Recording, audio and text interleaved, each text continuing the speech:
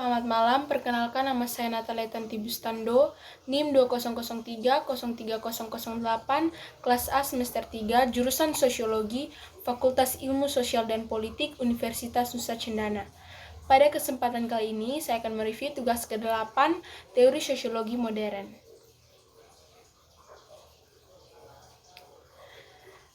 Yang akan dibahas yang pertama mengenai James Coleman 1970 sampai 1985. Dari yang pertama dipamerkan pada tahun 1970 hingga pencapaian, Coleman telah mengevolusikan berbagai bidang kerja yang memberikan parameter baru untuk proses pembuatan bayangan tradisional.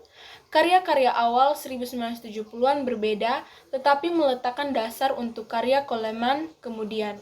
Sebuah pemeriksaan terhadap sejumlah potongan individu dari periode ini mengungkapkan sifat niatnya pada awal karirnya. Yang berikut mengenai tempat penonton di karya James Coleman.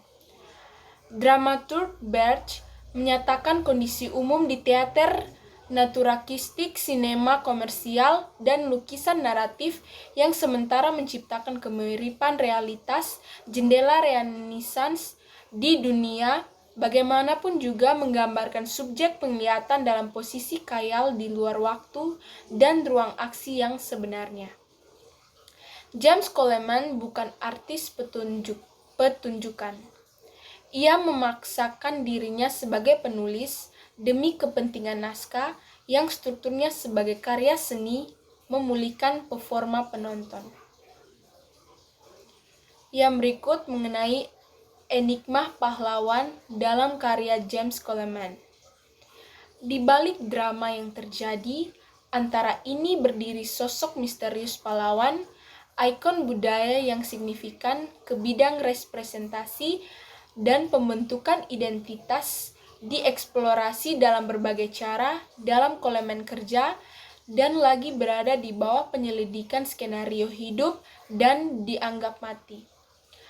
Tentang yang hidup dan yang diduga mati, terlihat sebuah ilustrasi tentang sekelompok pemain muda yang berpikiran sesuai dengan selera pribadi tentang periode dan mode komputer. Yang berikut mengenai mayat hidup dan dianggap mati. Antara hidup dan mati, antara film dan fotografi, teater dan lukisan, antara semua bentuk representasi yang terkait dengan gerak dan statis yang ekstrim, ada seni sesat dan tepat yang mengabdi untuk masa depan yang masih belum diketahui sebagian dan yang James Coleman adalah penghuninya. Untuk alasan bahwa di antara karya-karya Coleman dan terutama di antara mereka yang milik penemuan kembali besar, proyeksi slide dengan pengisi suara, potongan hidup dan dianggap mati tampaknya menepati posisi istimewa. Yang berikut mengenai narasi tanpa pengambilan. Narasi dalam kiasan yang dilakonkan ini tidak hanya bentuk cerita. Ini terjadi, tempat yang dipertanyakan adalah di Dungwari Castle dan County Galway. Tindakan awal yang digugat Coleman dengan bekerja di sini adalah versi sejarah dari industri warisan Irlandia, jamuan autentik yang diperuntukkan bagi para turis di istana seperti Dungwari untuk memberikan ilusi persekutuan dengan sejarah abad pengetahuan. Yang berikut data dari perjalanan memori dan sejarah. Penekanan pada pernyataan normatif jelas tidak diindahkan, setelah itu diungkap visual modern karena kebalikan dari keinginan Baudelaire menjadi prinsip dasar modernisme pada abad ke-20, kejayaan pemusnahan memori budaya.